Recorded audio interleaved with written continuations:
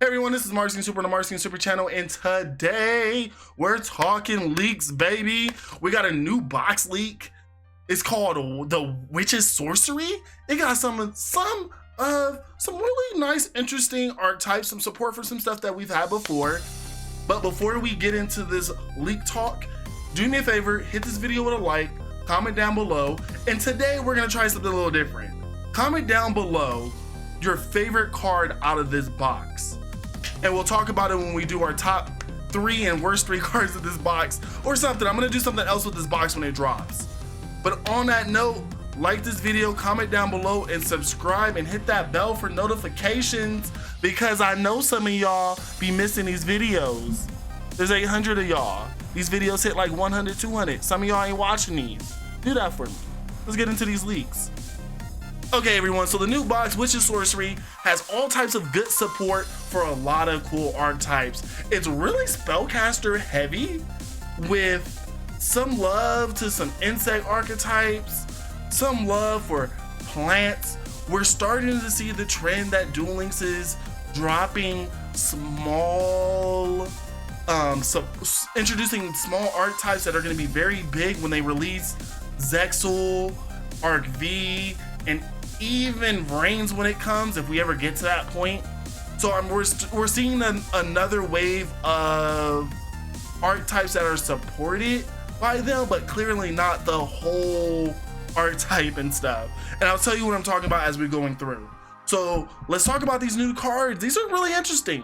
So we're going to talk about the UR, we're going to talk about the SR, and we're going to talk about notable rares that are here. So as you guys can see, let's look at the URs. The URs pretty much have the bulk of the archetypes, except for one, and that's just an SR. We're clearly seeing that Dark Magician is getting a new fusion. Let me roll this down a little bit. Dark Magician is getting a new fusion. Predator plants are being introduced. Battle Wasps are getting introduced. We're getting support for Prophecy, something that I thought was kind of weird that we didn't get. And we're getting the introductions of Witchcrafter, Evil Eye, and Altergeist, and Speedroids.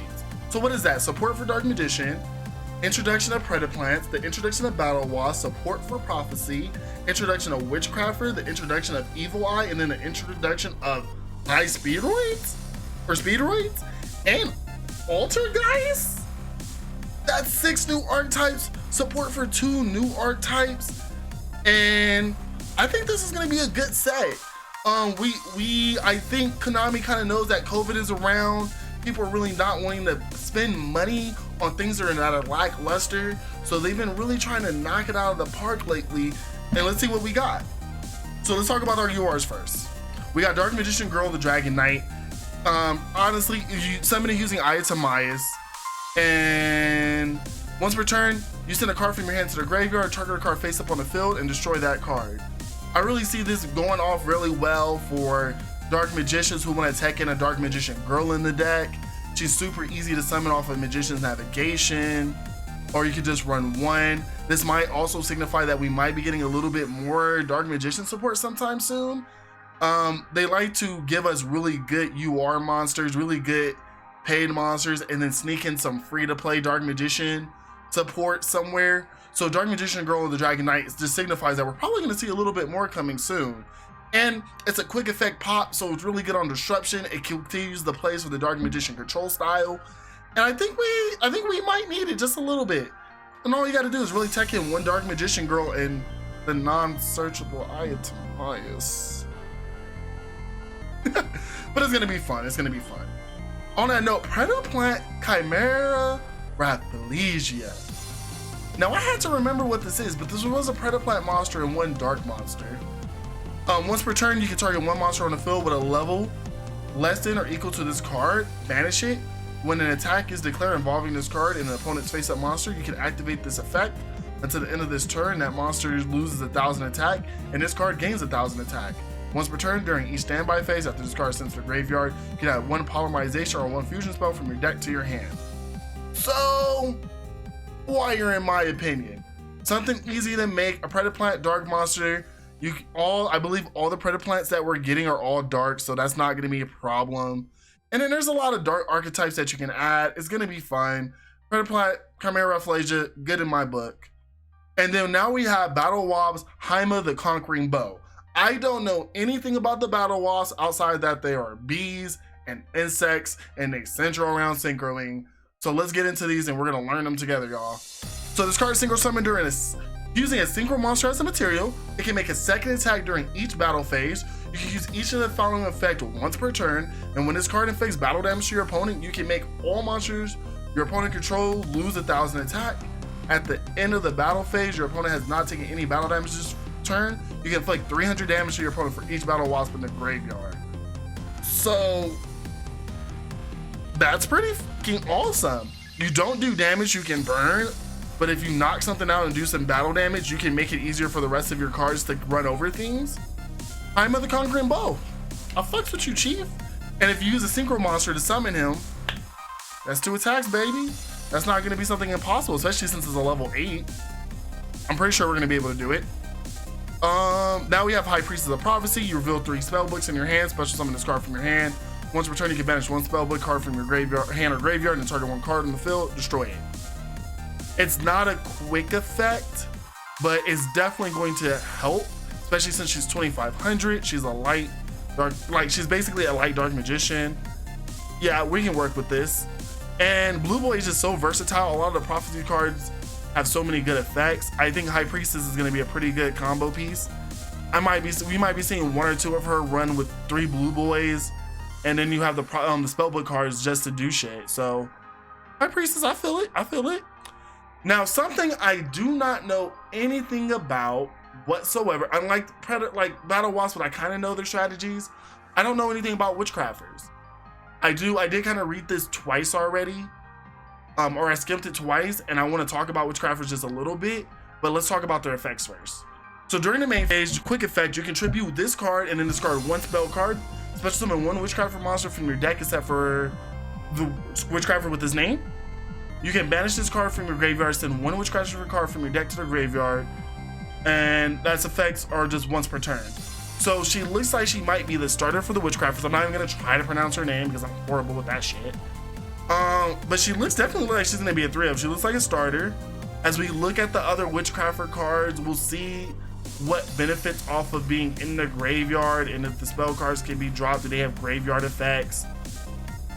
But all I see is Spellcaster, level 4, and Fire, and as all the Witchcrafters have a different attribute, all that is screaming in my head is first week invoke engines. I shouldn't be so cynical. But on that note, we do have Witchcrafter Madam Verde.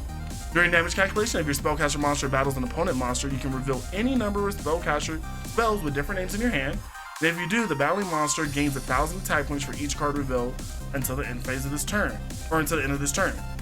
Quick effect, you can discard 1 spell card, negate the effect of all face-up monsters your opponent currently controls until the end of this turn. You can use each effect once per turn. Nigga, what? It's a whole 28k bod defense negator. Oh goodness. Now what I'm not seeing though is I'm not saying a way to finish your opponent off with the UR cards at least. But maybe that's something we'll see as we go along, as we're explaining these cards. We do see, I'll do Evil Eye in a minute. We do have Spellbook of Wisdom, target a spellcaster on the field, activate 1 of the effects, unaffected by traps, unaffected by spells. It's a quick play, so you can set it. This actually might be good for the Dark Magician build. It's gonna be good for spellbooks themselves. It might even be good for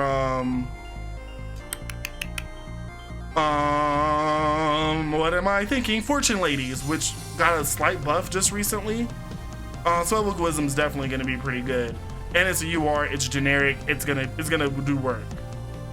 Now, Evil Eye of Selene.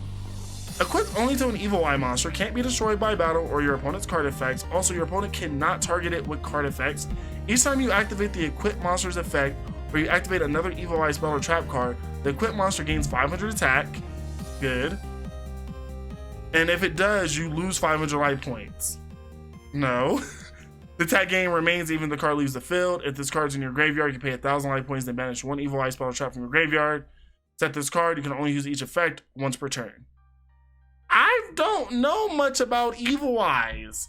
I can admit that I'm kind of ignorant on it, so It's cool that every time you activate a spell or trap or the equipped monster activates effect, you gain 500 attack points. Seems like it's something that's simple to get like a cool 1,000 every turn. But I'm kind of iffy on this right now. But we do have some Evil Eye cards in the SRs, so let's kind of roll down to the SRs. Now these SRs are knocking it out. We also have High Speedroid Kandamala.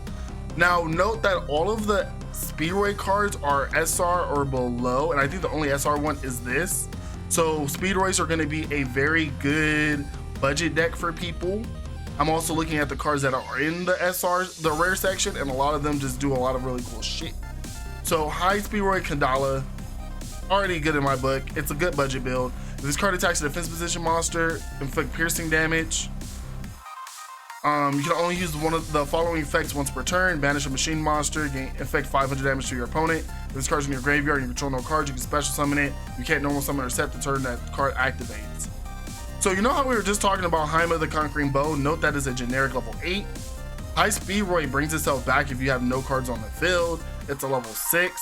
And a lot of the Speedroids, I'm not 100% sure on this one, but some of the Speedroids can be brought back, but their own effects, or there's a archetypal reborn. So Kandala might actually be a good play, good card. And it's a budget deck, so I love it already. We have Altergeist Minionetter. This is, weirdly, I believe, the only Altergeist monster card in this set. No, the rest of them are rares. No, there's none in the rares. The rest of them are commons, or there's one that's common. Okay, so they only gave us 2. That's kind of weird. Which probably means they're going to get some more support sometime soon. They kind of just wanted to preview it.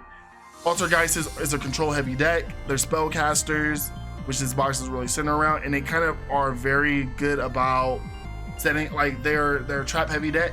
A lot of spell and trap support. So Minionetter, when it's normal summon, you can set one Altergeist trap directly from the deck to the spell and trap zone. You can target one Altergeist card you control and one Altergeist monster in the graveyard. Send that card on the field to the graveyard, and if you do, special summon that other monster from your graveyard. You can only use this effect of Altergeist once per turn. Where are we going with this though? Like, you literally gave us 2 Altergeist monsters, and I believe all the Altergeist traps are gonna be commons. So we'll look at all the Altergeist cards in that case, because I really want to know what that's about. Empada, when this card is summoned, draw a card. You can only use this effect once per turn. It's a level 2 reptile. It's gonna find a way to spam it. Now Medusa, Watcher of the Evil Eyes. When this card is normal summon, you can target one Evil Eye card in your graveyard, except for Medusa.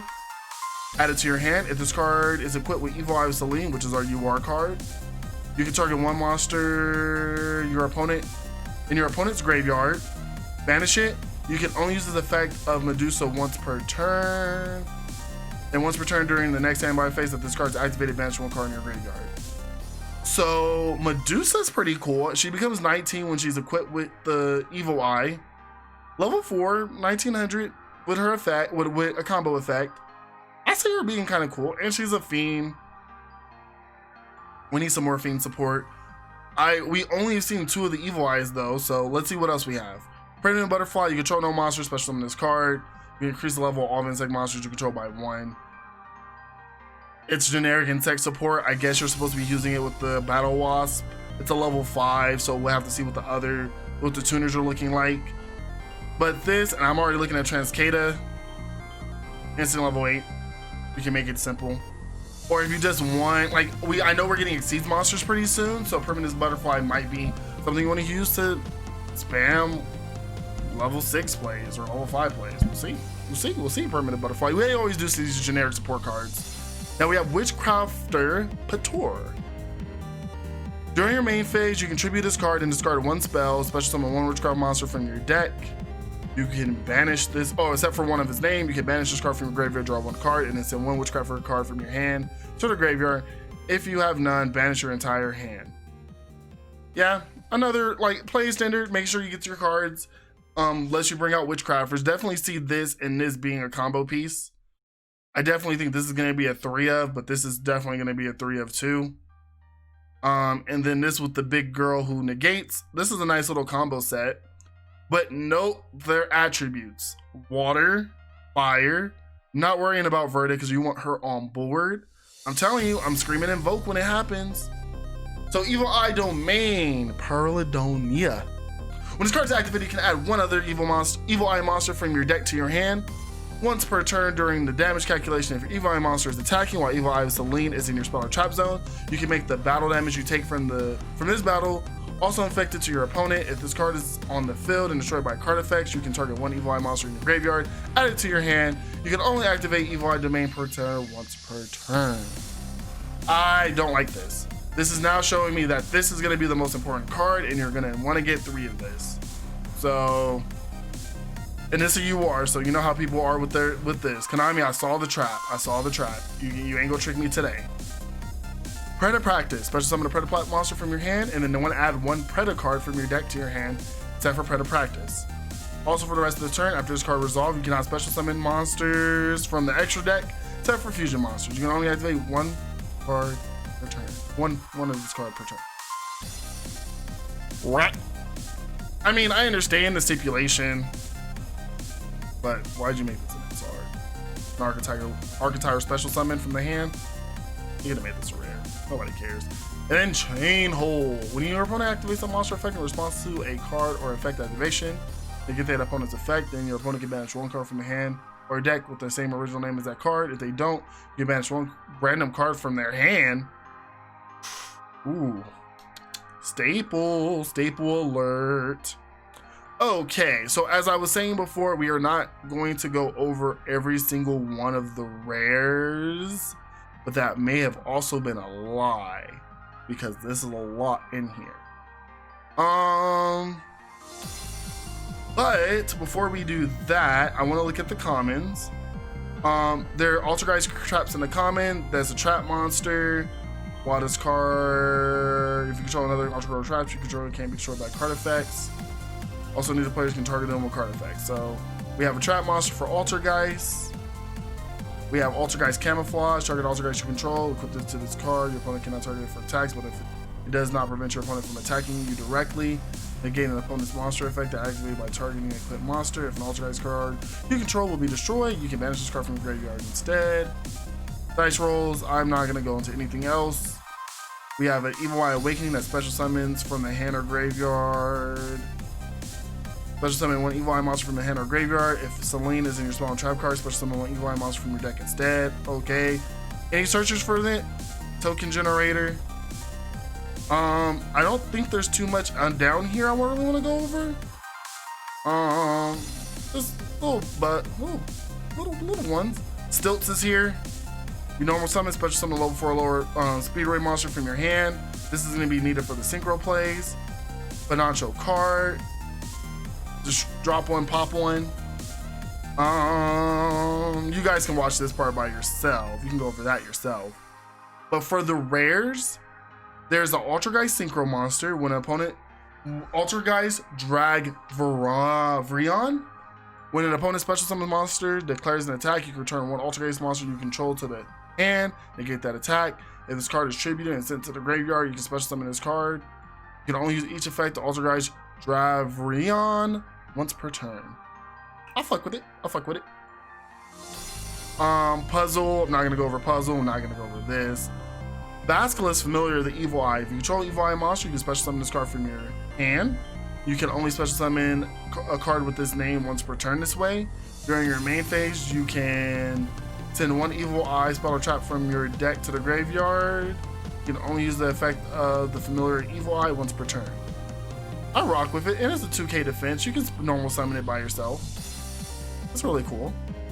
Red Eye Dice. Normal summon or special summon. Target a Speedroid. Changes level between 1 and 6. You're gonna need that. Ojana Kid.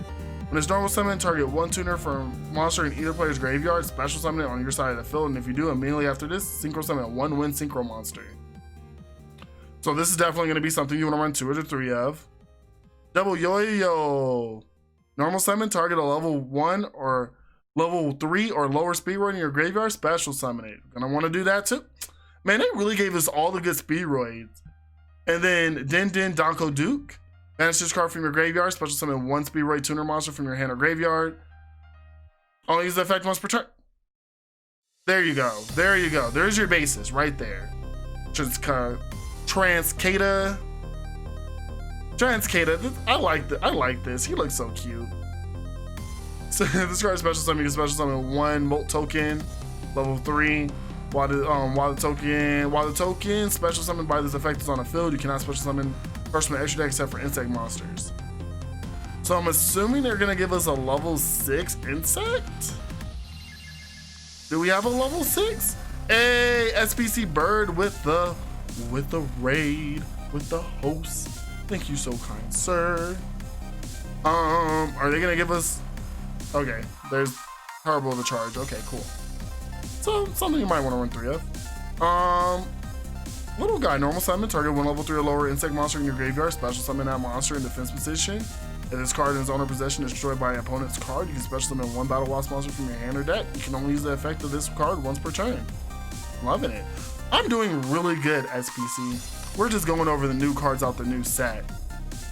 Predaplat Dew. Plant Dew. Monster playback counters can be used that you use as fusion materials or treated as dark. During your main phase, you can fusion summon 1 dark fusion monster from your extra deck using this card on the field and monsters from your hand, field, or monster with predaplat counters your opponent controls. Yes, that's important. And is there a way to get counters on board? Because I don't think we've seen one, unless it's in the commons, and then I don't care. No, there's not. In the commons, at least. Let me make sure.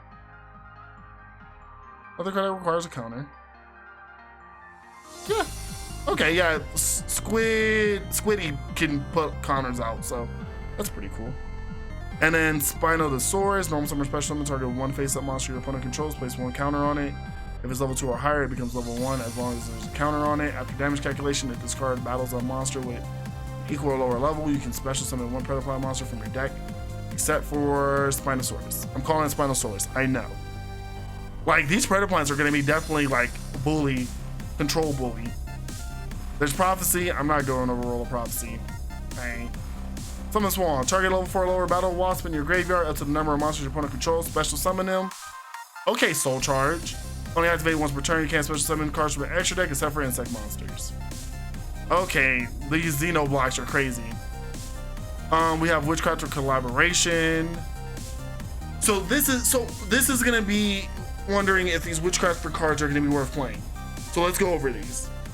Target 1 Witchcrafter monster you control. It can make a second attack during each battle phase this turn. If it attacks this turn, your opponent cannot activate spell or traps until the end of the damage stat. During your end phase, if you control a Witchcrafter monster while this card is in your graveyard, you can add this card to your hand. Only use 1 card. You can only use this effect once per turn. Okay, if they all have that recurring effect, they're all going to be worth dropping. Target 1 Witchcrafter monster in your graveyard, special summon it. During your end phase, if you control a Witchcrafter monster while this card is in your graveyard, you can add this card to your hand. You can only use 1 Witchcrafter holiday effect, and only once that turn. So let's go over the last Witchcrafter. Special summon 1 Witchcrafter monster from your hand, and if you do, your opponent cannot activate cards or effects in response to the activation of your spell card monster effects for the rest of this turn. During your end phase, if you control a Witchcrafter monster while this card is in your graveyard, you can add this card to your hand. You can only use 1 Witchcrafter Unveil effect per turn, and only once that turn. So yeah, I'm definitely going to call it right now. Witchcrafter is going to be run with Invoke because both of his good, 2 of his good attributes are already in the UR and the SR. The light is perfect because she's a 28k booty, and she can make herself gain. You can make herself gain more life points, or more attack points and more defense points. And they have effects that float as long as there's a mon on the board, and one of them's a special summon from the hand. Like, this is good. Witchcrafters are gonna be good. So let's get into the other Evil Eye cards. Evil Eye of Gorgonilo. You can only equip it to an Evil Eye monster. You can only activate 1 Evil Eye Gorgonilo per turn. This card name becomes Evil Eye of Selene while in your spell and trap zone. While your life points are lower than your opponent, the equipped monster gains attack equal to the difference. You can banish this card in your graveyard and add one evil eye spell or trap from your hand except for one with the same name.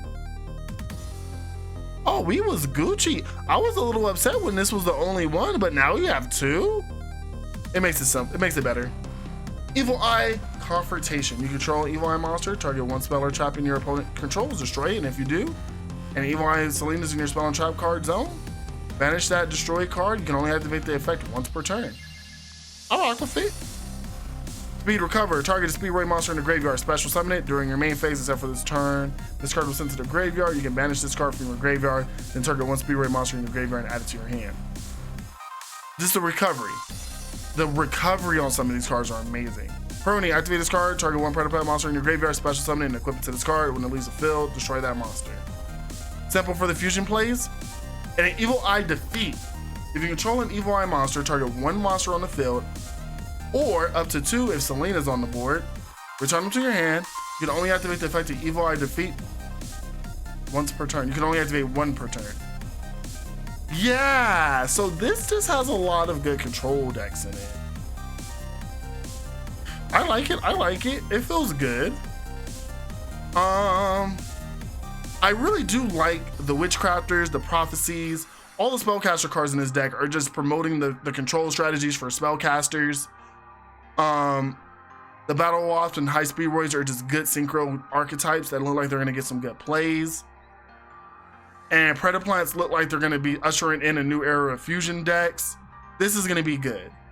What we're going to do is when this drops, we're gonna wait. When this drops, we're going to make the three best things about the art of this box and the worst three things about the box. It's gonna be a new type of video that I'm gonna try out. And it's probably gonna be like something like, is Witch's Sorceress worth your money? Something like that. We'll talk about the good aspects, the bad aspects, all that good stuff. We'll do a full set review when it drops, but this is more of a preview. Overall, I'm really excited to play Witchcrafters. I'm really excited to have more cards for Dark Magician, and Battle Wasp look like they're going to be fun to play around. The Evil Eyes look like they're going to be good, but they got some glaring weaknesses. And Speedways look like they're going to be a good budget deck along with Battle Wasp. On a note, guys, do yourselves a favor and hit that subscribe button for me. Comment down below, hit the subscribe button, and hit that bell for notifications. When you comment down below, tell me what your favorite part of this box is, and I reply to every comment. I like every comment. I read them all. I appreciate it so much. Guys, this is Marz Super on the Marz Super channel. I love you. I appreciate you. And the Marz is out.